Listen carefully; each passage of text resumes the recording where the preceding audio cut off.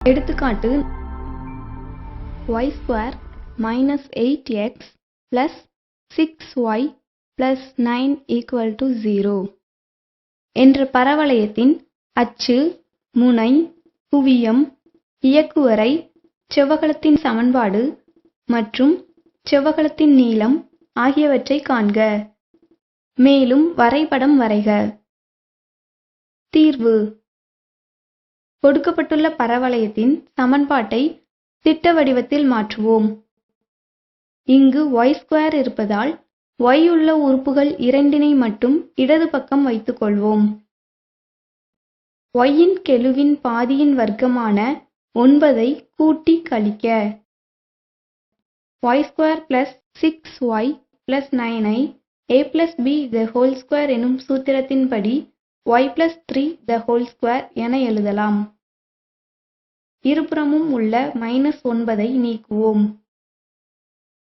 x = X எனவும் y plus 3 = Y எனவும் எடுத்துக்கொண்டால் Y² = 4a என்ற திட்ட வடிவமாக மாறுகிறது.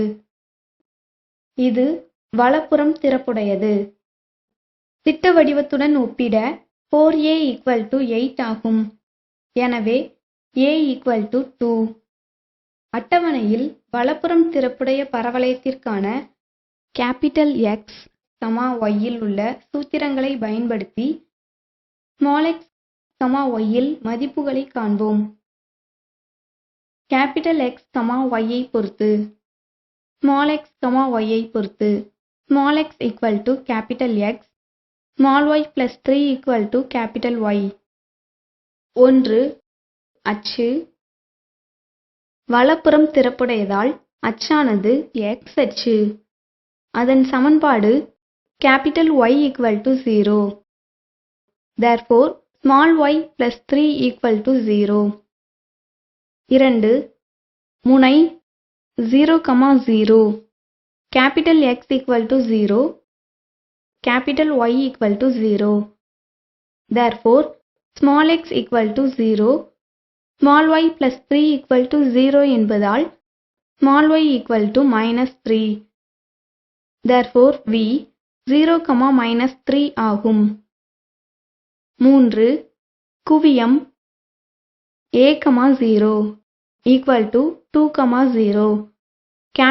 X = 2. Y = 0. Therefore, x = 2. y plus 3 = 0 என்பதால் y = -3. Therefore, f 2, -3. 4. இயக்குவரை.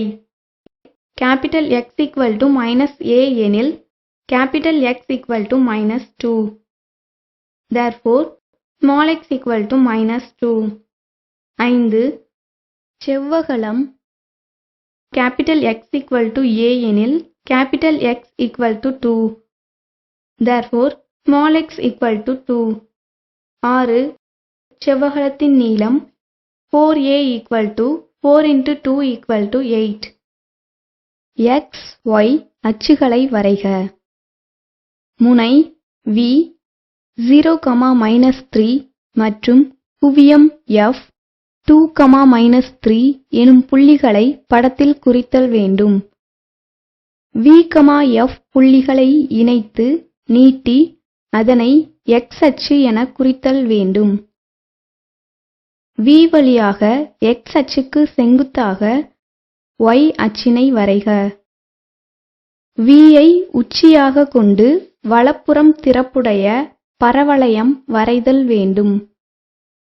குவியம் f வழியாக பரவளையத்தின் அச்சுக்கு செங்குத்தாக ஒரு செவ்வகம் வரைதல் வேண்டும்.